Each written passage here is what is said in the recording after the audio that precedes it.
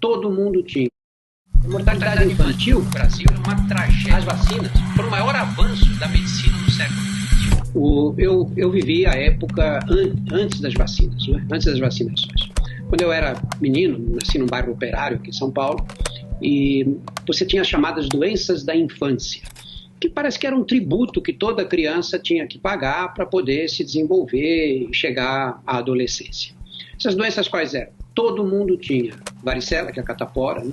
Tinha sarampo, rubéola, cachumba, difteria, poliomielite. A poliomielite era uma tragédia, porque a poliomielite começava com um quadro febril e a criança, de repente, começava a ter fraqueza muscular, e essa fraqueza muscular se acentuava e apareciam defeitos ortopédicos, os quais muitas vezes a criança carregava pela vida inteira. Qualquer febrícula numa criança, as mães ficavam apavoradas, achando que podia ser poliomielite. A criança acordava meio fraquinha, com febre alta, porque tinha uma amidalite, outro processo infeccioso qualquer, e a mãe achava que ela não estava andando direito, que não estava reagindo, que aquilo era poliomielite. Era um desespero.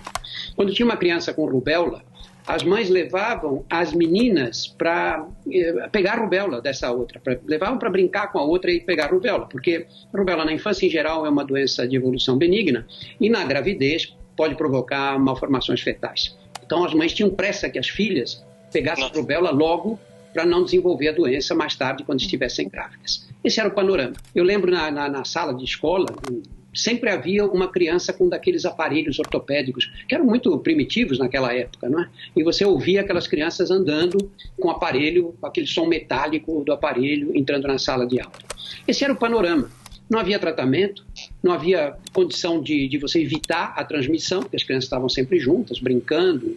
Você tinha uma mortalidade muito alta. Por exemplo, o sarampo, que é uma doença que normalmente benigno, tem uma pequena duração de alguns dias, uma semana, começa a regredir. Muitas vezes evoluía com complicações sérias, até com encefalite, com pneumonias e morte. E assim era, isso fazia parte. A mortalidade infantil era aceita com naturalidade.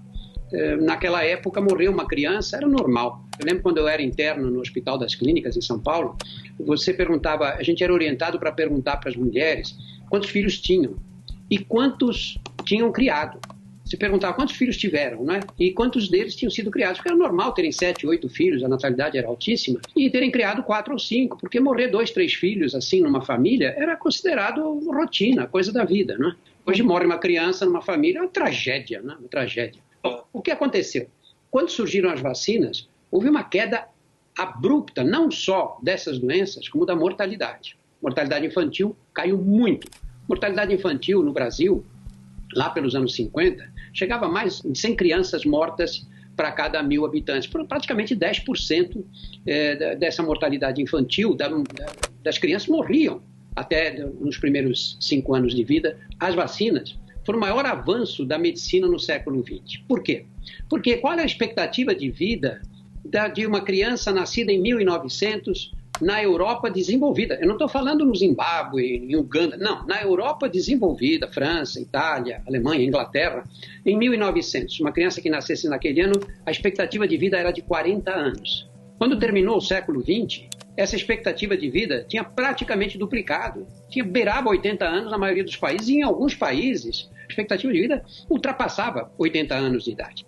Então, olha a revolução que foi isso. O que causou essa revolução? Não foi a medicina que a gente pratica no dia a dia, controle da pressão, tratamento do câncer, não foi isso. Porque essas doenças atingem a população mais idosa. E quando você tem uma pessoa que ia morrer de um infarto aos 60 anos e você trata rapidamente e ela escapa desse infarto, ela vai acabar morrendo depois de outra doença, que um dia a gente morre. Agora, quando você tem uma criança que ia morrer aos 2 anos de idade por causa de uma doença infecciosa, e essa criança vai morrer aos 80 anos, essa puxa a expectativa de vida lá para cima. A grande responsável por esse aumento da expectativa de vida foi a vacinação. Olha, a primeira coisa é que esse pessoal do movimento anti-vacina não teve sarampo, não teve poliomielite, não teve varíola, simplesmente porque eles foram vacinados pelos pais, não é?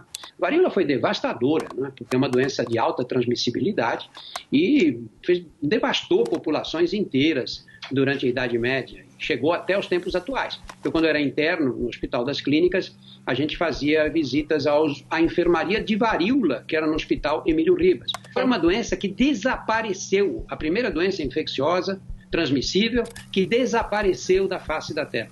Não existe mais nenhum caso de varíola no mundo hoje, e já há bastante tempo.